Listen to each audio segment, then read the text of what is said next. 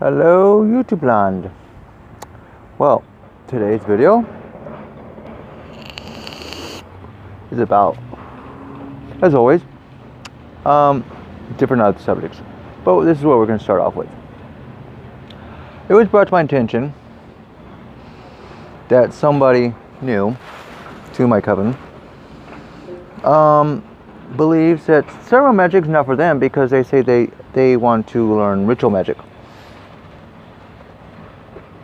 Right. Newsflash. Ritual magic and ceremonial magic are the same motherfucking thing. There's only two types of different magics. High magic and low magic. High magic is ritual magic, ceremonial magic, all of that. Then there's low magic, like Wicca, Druidry. Even technically, Palo Mayombe, well, no, actually, well, yeah, it is technically, or voodoo or hoodoo, shit like that. That's technically low magic, but it has, but those Afro-Caribbean types are a lot more powerful. Anyway, moving on. So, here's the thing. This is what puts a differentiation on the two of ritual or ceremonial and low magic, high magic and low magic, is the intensity, the velocity, the power raising, the dedication, all of that. Okay, so like you have Wicca, call it quarters, do a little bit of energy raising, chanting and dancing. That's cool. That's great. You're more in tune with the earth. That's cool. Then you got ritual or ceremonial magic. You're in tune with the planets. Everything has to be in tune with the elements, the planets, the hours. The incense has to be in tune. The oils have to be in tune with whatever you're doing. All of that. Okay. Even in Satanism, we wouldn't have any kind of grimoires.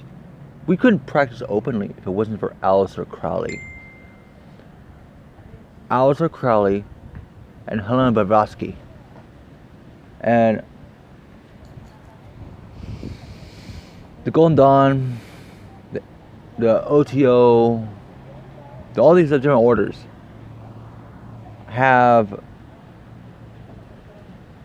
built a stronghold, a foundation, so we can actually practice openly and with legal standing. Okay? It's not like the French or Spanish Inquisition anymore. The burning times is over. Okay? So that's fact.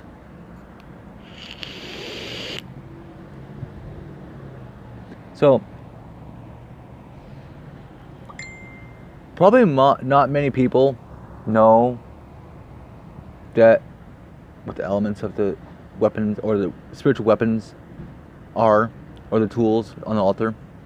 Now, people know that you actually have to consecrate tools. Otherwise, it's just an item, a random item sitting on your altar. It's pointless. Doesn't do anything, has no effect, has no power to it. And that is where ceremonial magic is. Wiccans, oh, I consecrate this. There's no power to it. Because you're not embedding the elements, the spirit, the forces around you, the planetary powers into these things. It's not have to, but it's encouraged to make your own items and embed them with the metals or materials of these planets that they correspond with. That's the thing. Is Satanism, Luciferianism, it's all ceremonial. It's all ritual magic. So, and here's another thing. I'm guessing I'm going to piss people off in this. I don't care. Fuck you. Did anybody know that Anton Zandar Levey was a Christian to the day he died? He screamed for God on his deathbed. He was a Christian. He wanted fame and to be noticed. He was not a Satanist. So, that being said, you're going to believe the words of a Christian? Here's another thing. He said, and somebody said this, that Aleister Crowley was his teacher. He worded in such a way who alluded to the fact that he actually physically was learning physically under Aleister Crowley.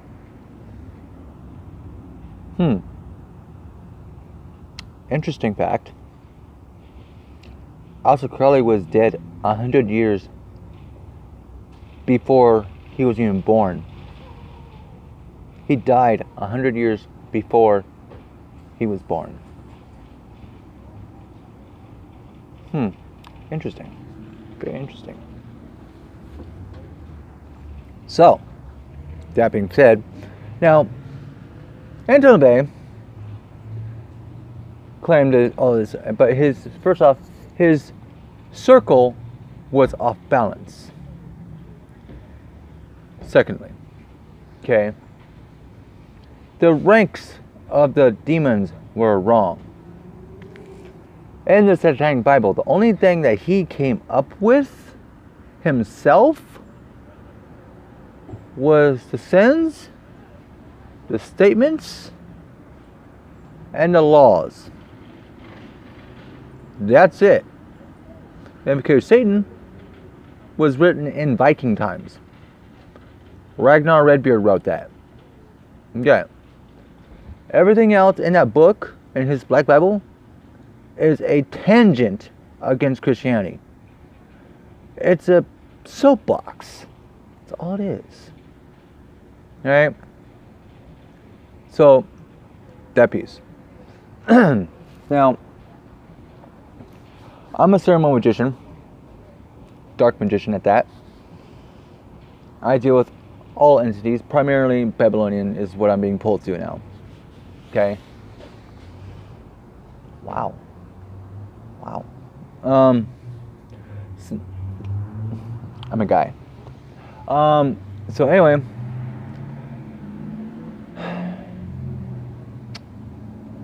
first off, here's something I want to point out too. The fact of the matter is, there is no different color scheme of magic. Magic is magic. There's no red, black, white, blue, yellow, green, purple. Yes, there are all these colors, but they don't exist. Why? Magic comes within. Magic comes from your intent, your desire, your focus. The true point and persistence and basis of what magic is a desire. A true desire. By our words about Crowley, Aleister Crowley said this. I may be miswording it a little bit, not exactly verbatim, but you'll get the idea.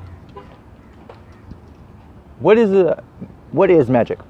Magic is the audacity to make change, to create something out of nothing, to create your own universe and bring it and manifest it into being, to give it a breath of life. These are the reasons why words are so powerful. You say you want someone to get hurt or die. You're bringing that into existence. When you make love with your woman or your mate. Say she gets pregnant, or whatever the gender is. You know, say it's male and female, female, male. Whatever. I'm just using an example. She gets pregnant. You created magic.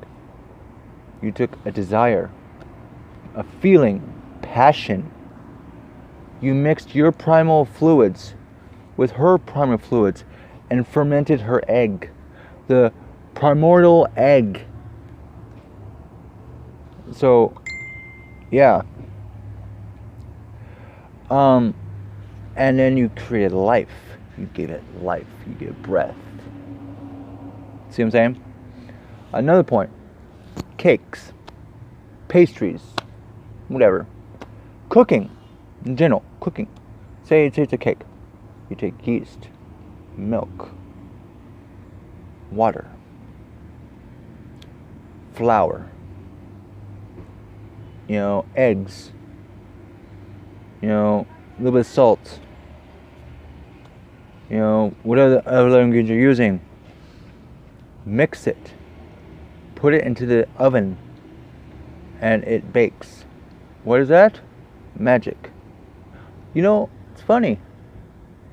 It's alchemy, but it's magic. What was once called magic is now called science. Because magic is science. It's a science. That's why they call it occultic science. These are experiments. Magic is an experiment. You're opening up yourself up to these currents, these great beings, and you're bringing them into your life, and then you're pushing your own desires or whatever you're doing at that moment out into the universe, creating change. Sometimes good, sometimes bad, but regardless, change. You are bringing things forth. Now, here's another thing. Is not people understand, but a lot of people think the left-hand path, Satanism, Luciferianism, whatever, is bad and evil. No. The difference between the right-hand path and the left-hand path is purely so fucking simple. With one point.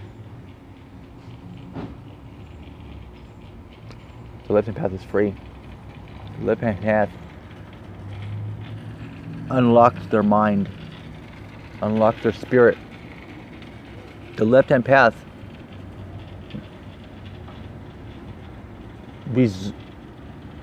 eradicated all reservations and those isms, and so they're not limited. Whereas most right-hand paths believe that love and peace and will cure the world. Right. Moving on. Just saying. I'll buy that for $1. Now, in magic in general, though, if you don't know the fun... See, a lot of left-hand paths will say this. Oh, I'm a Satanist, or I'm this, or I'm that, And I advise some of my students to read some Wiccan books. Why? It's a good foundation. And you're not going to get hurt. Alright? But you know what they do? No. I started off reading Wiccan books. You learn the concept of altars and how to do simple rituals. Simple, basic. Then you start getting to the other stuff. Now, I teach ceremonial magic only. If they want to learn Levay, no, I won't teach Levay. You want to learn from Ford? Yeah, I'll teach you that. No problem. Just saying. So, yeah.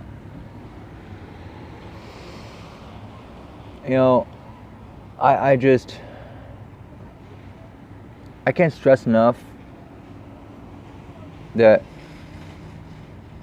it's hard for a lot of witches to find a coven, but when you do, take the opportunity. If one presents itself to you, take that opportunity, because back in the day, you couldn't learn unless you're in the coven. No. And most of the knowledge I possess come from the gods themselves. Now, here's another point. And this will be touch base in my next video, which I'm going to touch base on Areshigal, Tiamat, Murdoch, Nargal, and a little history on Lilith. Now,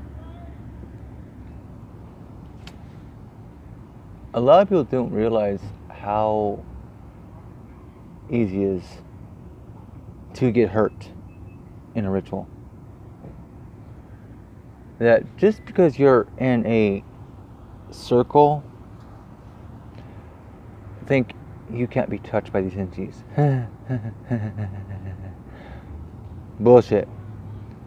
You know that protective circle doesn't protect you with shit. You know all it's to do is to keep the energy rays contained. Newsflash.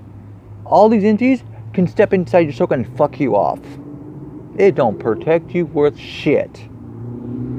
So unless you are going to come at these entities respectfully and give them their due respect, and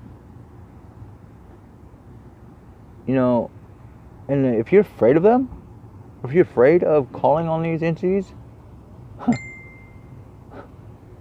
you're fucked. But that, I'm out. Hope this is helpful. And may the gods always be with you, and may Ahriman's kiss always be upon you.